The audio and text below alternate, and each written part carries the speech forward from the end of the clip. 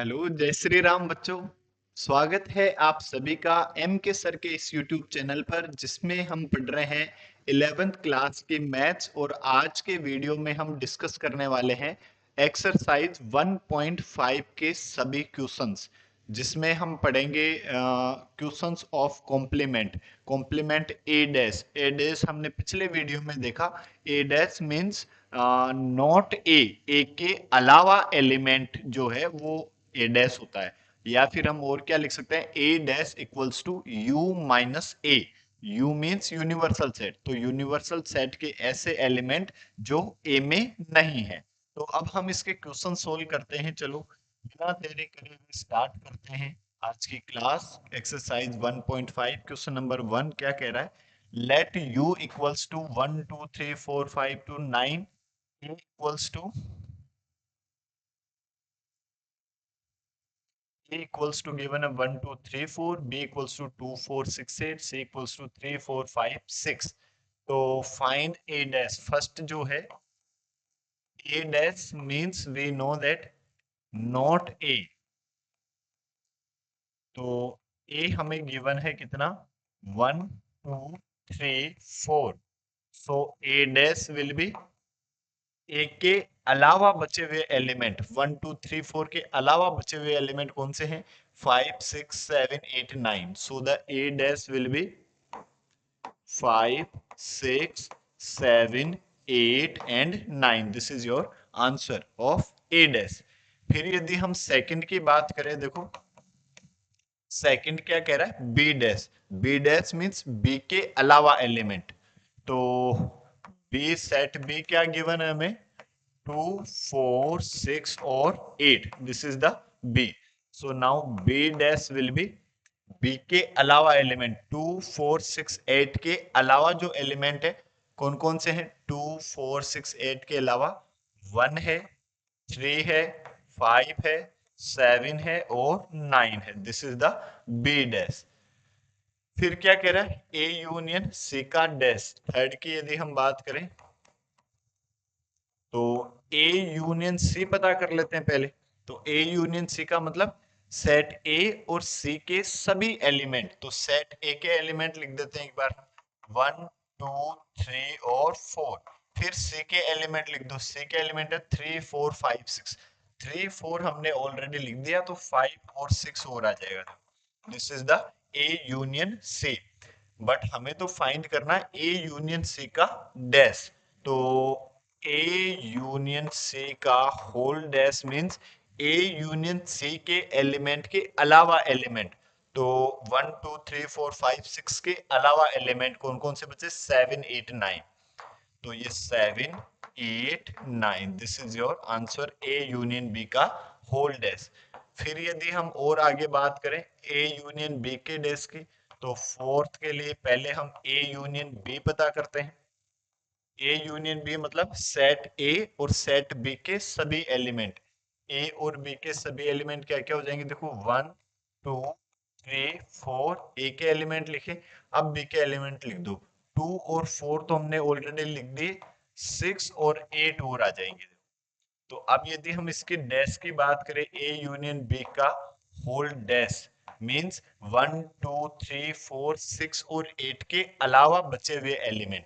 तो universal set में लिखो, देखो 4 तक तो है, फिर 5 6 आ गया तो 7 और 8 आ गया तो 9। This is the A union B का होल डैश।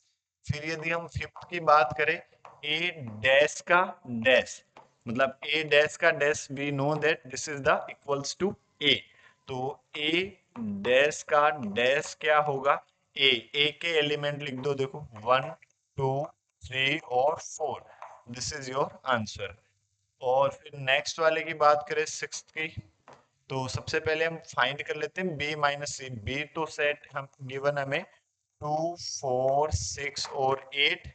और जो सेट सी है वो हमारे पास है 3 4 5 और 6।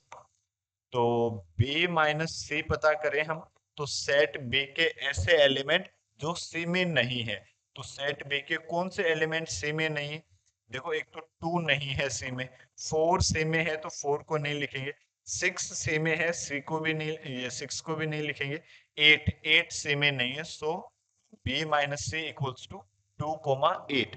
बट हमें फाइंड क्या करना, b माइनस सी का होल डैश। तो b माइनस सी का होल डैश मतलब b माइनस सी के एलिमेंट के अलावा, मीन्स 2 और 8 के अलावा बचे हुए एलिमेंट। तो क्या क्या लिखेंगे, 1 लिखेंगे, फिर 2 नहीं लिखेंगे, फिर 3 4 5 6 7 8 नहीं लिखेंगे, 8 पहले मतलब बी माइनस सी का एलिमेंट है, और क्या लिख देंगे 9। This is the b minus सी का होल डैश। क्लियर है। चलो और नेक्स्ट बात करते हैं फिर। क्वेश्चन नंबर 2 की बात करें, 2 is the u equals to A B C D E F जी और एच। ये आपको यूनिवर्सल सेट U गिवन है, और फर्स्ट जो लिखा हुआ है A equals to A B और C, this is the A. तो क्या फाइंड क्या करना, find the complements of the following sets. जो सेट्स गिवन है इनके कॉम्प्लीमेंट लिखने हैं। मींस ये ए गिवन है तो ए डैश लिखना है। ए dash means a B c के अलावा जो एलिमेंट है वो लिखेंगे। तो ए बी सी के अलावा एलिमेंट डी ए एफ जी और h, this is the A dash. फिर यदि हम सेकंड की बात करें, देखो सेकंड क्या है, set B equals to D E F और जी। ये हमारे पास सेट बी है। तो यदि हम बात करें बी डैश की, तो बी डैश मतलब बी के अलावा बचे हुए एलिमेंट। तो बी के अलावा बचे हुए एलिमेंट, देखो डी से पहले कौन सा एलिमेंट है, ए बी सी। तो ए बी सी इसमें नहीं है, तो ए लिखा, बी लिखा, सी लिखा, फिर D E F G, D E F G नहीं लिखेंगे, फिर एच है तो एच लिख देंगे। This is the B dash. B dash मतलब बी के अलावा बचे हुए एलिमेंट। तो इन एलिमेंट के अलावा यूनिवर्सल सेट में कौन कौन से एलिमेंट बच रहे हैं, a comma b comma c comma h. फिर यदि हम थर्ड वाले की बात करें, देखो थर्ड क्या है, सी इक्वल्स टू ए सी ई जी। ये हमारे पास सेट सी है। तो सी डैश की यदि हम बात करें, तो सी डैश मतलब सी के अलावा बचे हुए एलिमेंट। तो ए सी ई जी के अलावा बचे हुए एलिमेंट क्या क्या है, देखो बी है, सी लिखा हुआ है, सी के बाद डी है, डी के बाद ई लिखा हुआ है, ई के बाद एफ है, एफ के बाद जी है, तो जी को नहीं लिखेंगे, फिर और क्या, एच। तो बी डी एफ और एच। फिर यदि हम फोर्थ की बात करें, तो D equals to F G H A, this is the set D. तो यदि हम बात करें डी डैश की, तो डी डैश इन एलिमेंट के अलावा, एफ जी एच ए के अलावा, तो ए के अलावा देखो बी नहीं है, बी लिखा हमने, सी नहीं है, सी लिखा, डी भी नहीं है, डी लिखा, फिर ए नहीं है, ए भी लिखा, फिर एफ है, जी है, एच है। ठीक है, तो बाकी देखो इन एलिमेंट के अलावा यही एलिमेंट बचे हैं, तो this is the D dash, ये आपका आंसर हो जाएगा। चलो क्लियर है। नेक्स्ट क्वेश्चन की बात करें, क्वेश्चन नंबर 3 क्या है, taking the set of natural numbers as the universal set. मतलब यू जो है, यूनिवर्सल सेट जो है वो आपको गिवन है, x such that x is a natural number.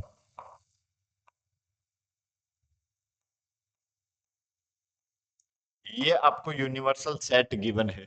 Right down the complements of the following sets. तो जो सेट्स गिवन है इनके कॉम्प्लीमेंट आपको लिखने हैं। तो फर्स्ट की यदि हम बात करें, फर्स्ट क्या गिवन है, x such that x is N even natural number. कि x क्या है, इवन नेचुरल नंबर। तो सभी जो नेचुरल नंबर है उसमें इवन नंबर होते हैं और ओड नंबर होते हैं। ओड नंबर कौन से होते हैं, 1 3 5 7 9 एंड सो ऑन। और इवन नंबर कौन से होते हैं, 2 4 6 8 10 एंड सो ऑन, चलता जाता है आगे। तो x is a natural number set, ये गिवन क्या है, x such that x is N even natural number. तो इवन नंबर के अलावा लिखना है, इसका कॉम्प्लीमेंट लिखना है। ठीक है, तो इसके अलावा कौन सा एलिमेंट बचे, कौन से एलिमेंट बचेंगे? इवन नंबर के अलावा ओड नंबर बचते हैं। तो सेट फर्स्ट का आंसर जो है x such that x is an odd natural number।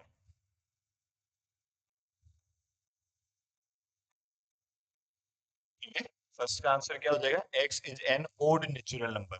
और यदि हम सेकंड की बात करें तो सेकंड क्या कह रहा है? x is an odd natural number. तो ओड नेचुरल नंबर के अलावा कौन से बचेंगे? इवन नेचुरल नंबर बचेंगे। तो इसका डैश तो ये हो गया, इसका डैश ये हो जाएगा। सेकंड का answer x such that x is an even natural number।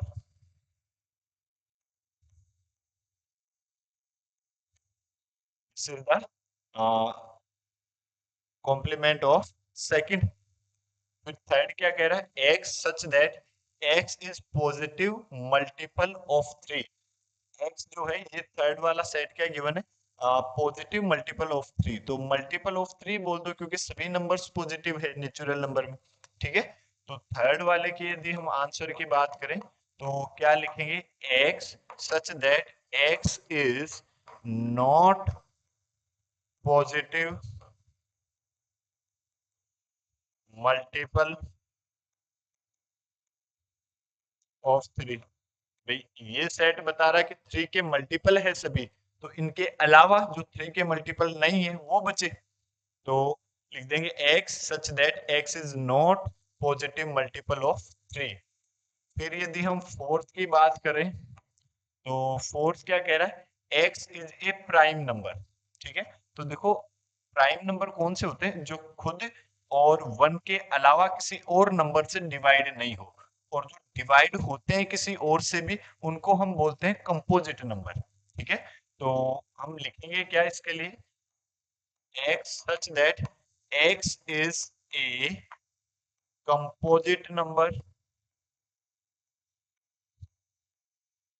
But जो वन है, वन को ना ही तो हम प्राइम नंबर बोलते हैं ना ही कंपोजिट नंबर बोलते हैं। ठीक है, तो और वन के लिए भी हम लिखेंगे एंड x इक्वल्स टू 1। ठीक है, ये और लिखेंगे हम। ठीक है, सभी ये नेचुरल नंबर की बात करें, सभी के सभी क्या है? नेचुरल नंबर है। और फिर फिफ्थ की यदि हम बात करें तो फिफ्थ क्या कह रहा है? x is a natural number divisible by 3 and 5। मतलब x ऐसा डिविजिबल नंबर है जो 3 और 5 से डिवाइड होता है, ऐसा नंबर है जो 3 और 5 से डिवाइड होता है। तो इसका कॉम्प्लीमेंट क्या होगा? कॉम्प्लीमेंट हो जाएगा x is a natural number is not divisible by 3 and 5। जो 3 और 5 से डिवाइड नहीं होगा वो आ जाएगा। भाई ये तो कह रहा है कि 3 और 5 से डिवाइड होने वाले नंबर, और इसके अलावा जो 3 और 5 से डिवाइड नहीं होगा। तो लिखेंगे क्या? x such that x is a natural number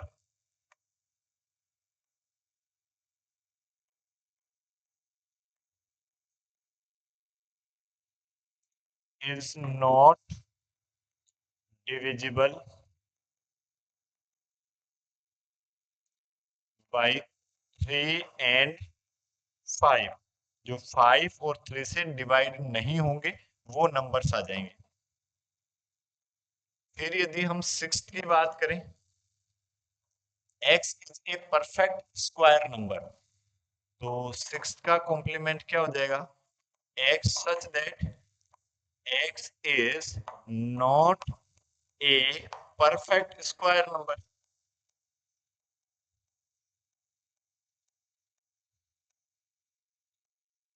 इसमें ये बता रहा है कि x एक परफेक्ट स्क्वायर नंबर है, तो इसका कॉम्प्लीमेंट क्या हो जाएगा? जो परफेक्ट स्क्वायर नहीं होगा वो इसका आंसर आ जाएगा। फिर यदि हम नेक्स्ट की बात करें सेवेंथ की, ये कह रहा है x is a perfect cube. तो इसका कॉम्प्लीमेंट क्या लिखेंगे? x is not a perfect cube. Simple, x such that x is not a perfect cube. ये इसका आंसर हो जाएगा। फिर 8 की बात करें तो 8 क्या कह रहा है कि x such that x plus 5 equals to 3। तो यहां से यदि हम बात करें कि x plus 5 equals to 8, sorry x plus 5 equals to 8, then x will be 8 minus 5, कितना आया 3। तो ये जो सेट है वो केवल 3 है, ठीक है, एलिमेंट 3। तो इसका कॉम्प्लीमेंट क्या होगा, 3 के अलावा बचे हुए सभी एलिमेंट। तो क्या लिखेंगे, x such that x belongs to n, सभी natural number, and x is not equals to 3, कि 3 के अलावा सभी नेचुरल नंबर का सेट जो होगा वो इस सेट का कॉम्प्लीमेंट सेट होगा। फिर नेक्स्ट की यदि हम बात करें नाइन्थ की, तो ये क्या कह रहा है, देखो 2x plus 5 equals to 9, so 2x equals to 9 minus 5, this is equals to 4, तो 2x equals to 4, then x will be 4 divided by 2 means x equals to 2। तो इसका कॉम्प्लीमेंट क्या आ जाएगा नाइन्थ का, कि x such that x belongs to n, सभी natural number, but x is not equals to 2, 2 के अलावा सभी नेचुरल नंबर जो होगा वो इस सेट का कॉम्प्लीमेंट सेट हो जाएगा। और अब ये क्या कह रहा है, x such that x greater than equal 7, कि 7 के इक्वल या 7 से बड़ा नंबर्स नेचुरल नंबर, ठीक है। तो हम इसका कॉम्प्लीमेंट क्या लिखेंगे, 7 से छोटा। भाई इसके अलावा लिखेंगे ना, तो इसके अलावा कौन से एलिमेंट होंगे, 7 से छोटा। तो लिखेंगे कौन सा, 10th, x such that x belongs to n, x natural number है, और x लेस देन 7, तो इसके एलिमेंट कौन कौन से हो जाएंगे, 1 2 3 4 5 and 6। This is your answer of 10th। फिर यदि 11th की बात करें, x such that x belongs to n and 2x plus 1 greater than 10। तो यदि हम इसकी बात करें 2x plus 1 greater than 10, so 2x greater than 10 minus 1, 2x greater than 9, so x greater than 9 by 2, ठीक है। ये क्या कह रहा है कि x नेचुरल नंबर है, कौन सा नेचुरल नंबर, 9 बाई 2 से बड़ा नेचुरल नंबर। तो अब इससे छोटे नेचुरल नंबर लिख देंगे हम, तो जो 11th होगा वो क्या होगा, x such that x belongs to n and x less than 9 by 2। तो 9 बाई 2 से छोटे नेचुरल नंबर जो होगा वो इसका डैश हो जाएगा। तो 9 बाई 2 कितना होता है, 4.5। तो 4.5 से छोटे नेचुरल नंबर 1 2 3 और 4। This is your answer of this 11th। Clear है, चलो और नेक्स्ट की बात करते हैं। क्वेश्चन नंबर 4 क्या कह रहा है, if u equals to 1 2 3 4 5 6 7 8 and 9 and a equals to 2 4 6 8 and b equals to 2 3 5 7, verify that a union b का whole dash equals to a dash intersection b dash. तो देखो u तो ये गिवन है, और a हमें गिवन है 2 4 6 और 8, ये एक गिवन है, और बी जो है वो हमें गिवन है 2 3 5 और 7, ये हमें सेट बी गिवन है। यदि हम बात करें ए यूनियन बी के डैश की, तो पहले ए यूनियन बी पता कर लेते हैं। ये हमें प्रूव करना है ए डैश इंटरसेक्शन बी डैश। तो यहां से हम एलएचएस लेते हैं एक बार, ए यूनियन बी पता करें हम, तो क्या आ जाएगा हमारे पास, ए और बी के सभी एलिमेंट। ए यूनियन बी का मतलब क्या हुआ, सेट ए और सेट बी के सभी एलिमेंट। तो सेट ए और बी के सभी एलिमेंट क्या क्या हो जाएंगे, 2 3 4 5 6 7 और 8। This is the A union B. But if we talking about A union B का होल डैश, इसके डैश की यदि हम बात करें, तो इन एलिमेंट के अलावा बचे हुए एलिमेंट, तो एक तो 1 बचा देखो, फिर 2 3 4 5 6 7 8 के अलावा और कौन सा बचा, 9 बचा। This is the A union B का होल डैश। फिर ये इक्वल होना चाहिए किसके, A dash intersection B dash के। तो हम पहले ए डैश पता कर लेते हैं, फिर हम बी डैश पता कर लेते हैं, और फिर दोनों का इंटरसेक्शन मींस कॉमन एलिमेंट पता कर लेंगे। तो जो हमारे पास ए डैश है वो क्या होगा, देखो ए डैश मींस सेट ए के अलावा सभी एलिमेंट, 2 4 6 8 के अलावा जो सभी एलिमेंट है, 2 4 6 8 के अलावा 1 3 5 7 और 9, this is the A dash. और यदि हम बी डैश की बात करें तो सेट बी के अलावा सभी बचे हुए एलिमेंट, तो सेट बी कौन सा है, 2 3 5 7 के अलावा बचे हुए एलिमेंट कौन कौन से हैं, एक तो 1 बच गया देखो, फिर 2 और 3 आ गया, 4 बच गया, 5 आ गया तो 6 बच गया, 7 के बाद 8 और 9, ये एलिमेंट। अब इन दोनों का इंटरसेक्शन हमें देखना है, ए डैश इंटरसेक्शन बी डैश। तो ए डैश इंटरसेक्शन बी डैश का मतलब ए डैश और बी डैश के कॉमन एलिमेंट, तो दोनों में कॉमन एलिमेंट कौन कौन से हैं देखो, तो 1 दोनों में है, और 3 नहीं है, 4 नहीं है, फिर इसके बाद 9 है दोनों। ए डैश इंटरसेक्शन बी डैश क्या आया, 1 कोमा 9। ए यूनियन बी का होल डैश भी क्या है, 1 कोमा 9। इसको दे दिया इक्वेशन 1, इसको दे दिया इक्वेशन नंबर 2। तो ये हम पहले फर्स्ट सोल्व करना, तो लिखेंगे क्या, from equation 1 and 2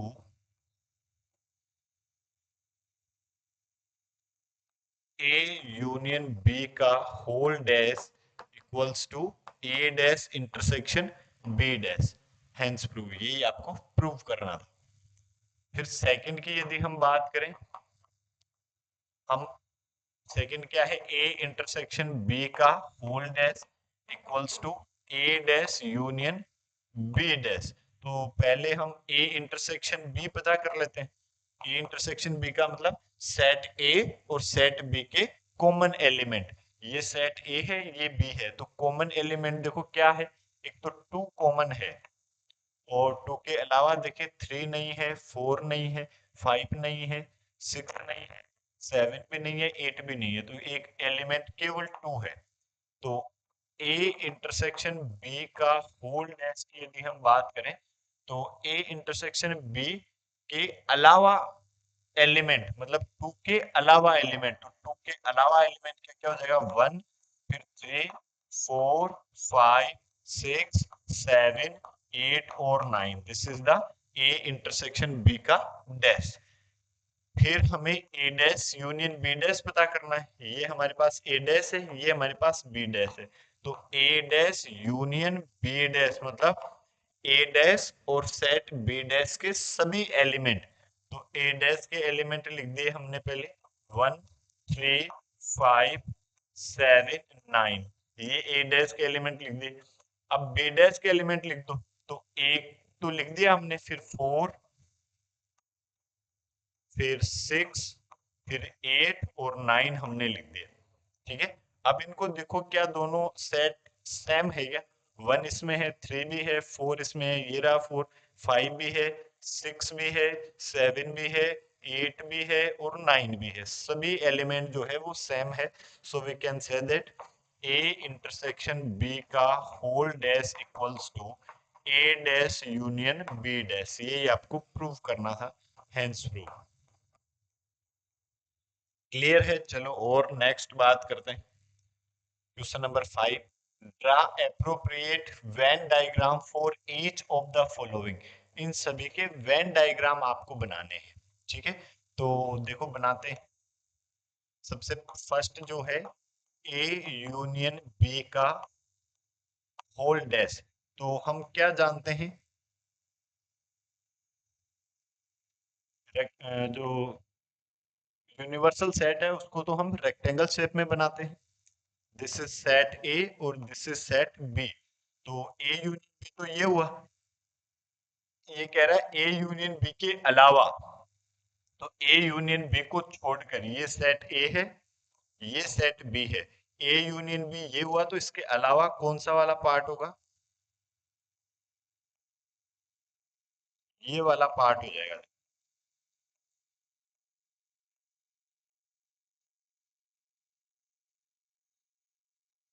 this is the A union B का होल डैश, ये वाला पार्ट हुआ जो हमने डार्क किया, ए यूनियन बी का होल डैश। ठीक है, फिर सेकंड क्या कह रहा है, ए डैश इंटरसेक्शन बी डैश। तो ए डैश इंटरसेक्शन बी डैश का बनाओ। तो सेकंड की यदि हम बात करें, A dash intersection B dash, तो हमने बनाया ये सेट ए, ये सेट बी। तो ए डैश मतलब ए के अलावा, तो ए के अलावा पार्ट बना दिया। चलो देखो,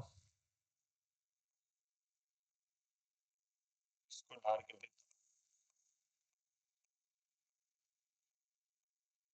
हैं। ये है ए डैश का, ठीक है, और फिर बी डैश का और बनाते हैं,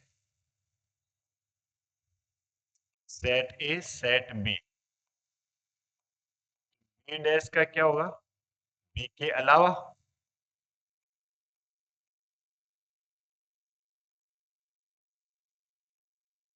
ये बी डैश का हुआ। अब दोनों का हमें क्या लेना है, इंटरसेक्शन लेना है। तो कॉमन पार्ट, तो कॉमन डार्क कौन सा है, देखो ये वाला यहाँ डार्क है तो यहाँ नहीं है, और बी वाला पार्ट जो यहाँ डार्क है तो यहाँ नहीं है। कॉमन पार्ट इसके अलावा जो बाहर वाला पार्ट है, ए और बी के अलावा जो बाहर वाला पार्ट है, मतलब सेम ये वाला देखो, ठीक है, ये सेम बन जाएगा। ठीक है, तो जो ए डैश इंटरसेक्शन बी डैश होगा, वो ये आपके पास आ जाएगा। हम दोनों से, दोनों को बोल भी सकते हैं a dash intersection B dash. देखो दोनों का कॉमन पार्ट देख लो, हम दोनों को इक्वल भी लिख सकते हैं फिर। ठीक है, दोनों का कॉमन पार्ट, इंटरसेक्शन मतलब कॉमन पार्ट, तो कॉमन पार्ट आप देखोगे, देखो ये वाला जो यहाँ डार्क नहीं है तो यहाँ डार्क है, तो कॉमन नहीं है। ये वाला पार्ट यहाँ डार्क है तो यहाँ नहीं है, इसलिए ये भी कॉमन नहीं। और ये वाला कॉमन वाला पार्ट तो दोनों में ही नहीं है। ठीक है, तो ये इन दोनों सेट के अलावा, मतलब वो एज इट इज वो दोनों में है, देखो दोनों में डार्क है। तो वो क्या, ये ए डैश इंटरसेक्शन बी डैश की हम बात करेंगे तो ये वेन डायग्राम बन जाएगा। ठीक है, क्लियर है। सेकंड की बात करें, ए इंटरसेक्शन बी का होल डैश। तो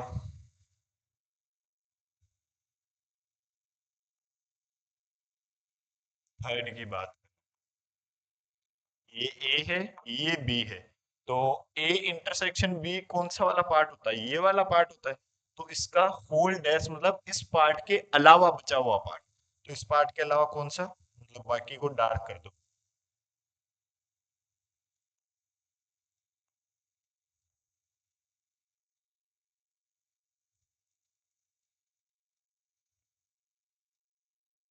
ये वाला पार्ट मतलब इस पार्ट के अलावा, कॉमन वाले पार्ट के अलावा, ये किसका वेन डायग्राम है, ए इंटरसेक्शन बी का होल डैश।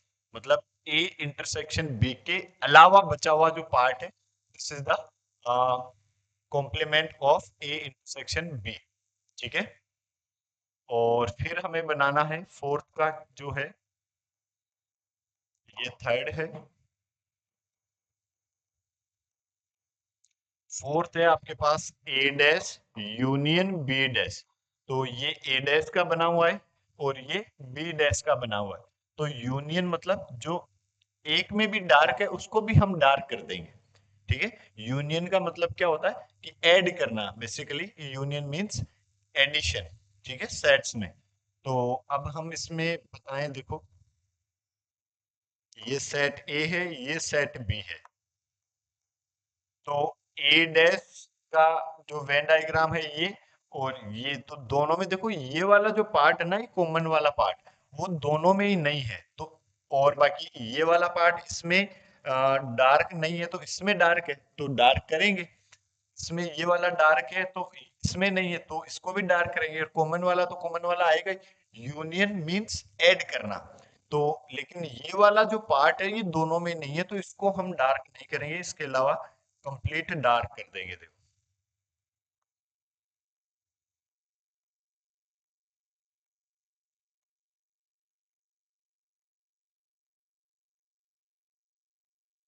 ये, तो इसको हम क्या लिखेंगे, this is the A dash union B dash.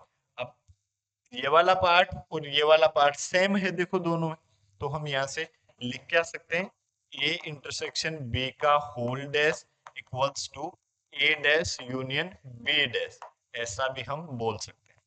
ठीक है, और ये डी मॉर्गन रूल है दोनों के दोनों, और बड़ी इंपॉर्टेंट थ्योरम भी है, आगे बहुत सारी जगह यूज हो जाती है, प्रोबेबिलिटी में भी यूज हो जाती है, आगे पढ़ोगे तो बड़ी इंपॉर्टेंट है, याद रखना आपको, डायरेक्ट ए इंटरसेक्शन बी का whole dash equals to A dash union B dash, और ए यूनियन बी का whole dash equals to A dash intersection B dash.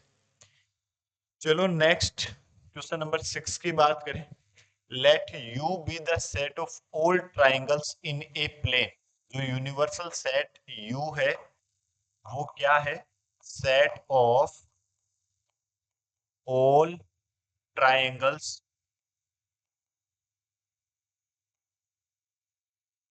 In a plane, एक प्लेन में सभी ट्राइंगल्स का set.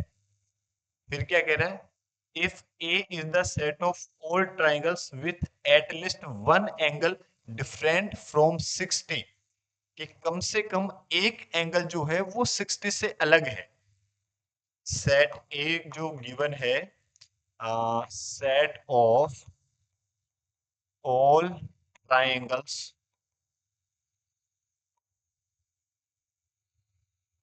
With at least one angle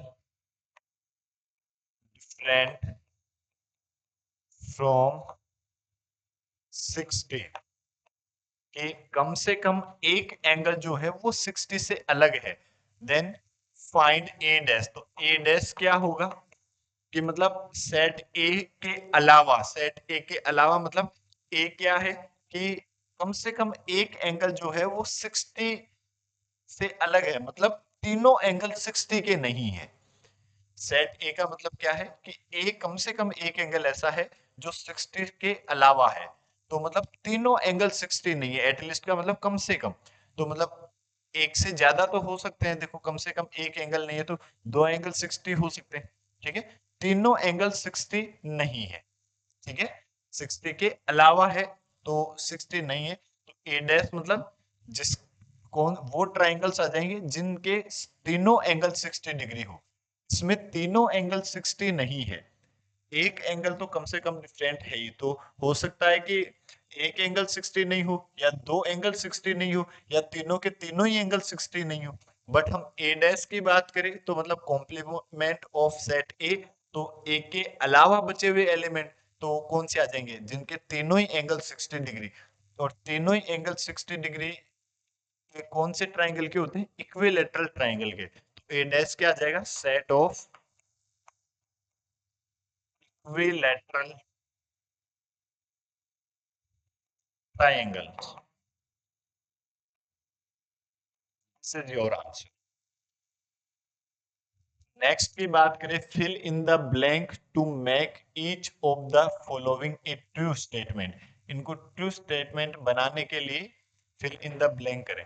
तो A union A dash हम क्या जानते हैं, ये तो ए और ए डैश का मतलब नॉट ए, ए और ए के अलावा को कंबाइंड कर देंगे, यदि हम यूनियन पता करेंगे तो पूरा का पूरा यूनिवर्सल सेट आ जाएगा, this is the equals to U, तो यहाँ क्या आ जाएगा, यूनिवर्सल सेट। फिर क्या कह रहा है, फाइव डैश इंटरसेक्शन ए, तो फाइव डैश इंटरसेक्शन ए, फाइव डैश हम क्या जानते हैं, फाइव डैश मतलब खाली के अलावा, तो खाली के अलावा तो पूरा यूनिवर्सल सेट ही आ गया, तो five dash equals to we know that U, so universal set intersection A, तो ए के सभी एलिमेंट यू में है, क्योंकि ए तो यू का सबसेट है। ठीक है, तो दोनों का कॉमन पार्ट क्या आ जाएगा, ए ही आ जाएगा, जो यूनिवर्सल सेट में ए तो कंप्लीट ही है, तो दोनों का कॉमन पार्ट क्या आ जाएगा, a, so five dash intersection a equals to set a. And if we talking about a and a dash, तो ए और ए डैश तो कंप्लीटली एक दूसरे से डिफरेंट है, ये तो ए है और ए डैश मतलब नॉट ए, ए के अलावा, तो दोनों में कॉमन एलिमेंट तो कुछ है ही नहीं, तो हम क्या कह देंगे, A intersection A dash equals to 5, so this is equals to 5, और फिर नेक्स्ट की हम बात करें यू डैश इंटरसेक्शन ए, तो यू डैश मतलब यू के अलावा, यू के अलावा मतलब यूनिवर्सल सेट के अलावा, तो यूनिवर्सल सेट के अलावा तो कुछ बचा ही नहीं, तो जो यू डैश होता है वो क्या होगा, फाई होगा। और फाई इंटरसेक्शन ए मतलब फाई और ए का कॉमन पार्ट, ठीक है, तो फाई और ए का कॉमन पार्ट तो फाई आ जाएगा, देखो this is the equals to phi, ये आपके आंसर हो जाएंगे। और ये आपके एक्सरसाइज 1.5 जो है वो कंप्लीट हुई, और मिसलेनियस के क्वेश्चन और एग्जाम्पल हम अगले वीडियो में डिस्कस करेंगे। तब तक के लिए जय हिंद, जय भारत, जय महाकाल।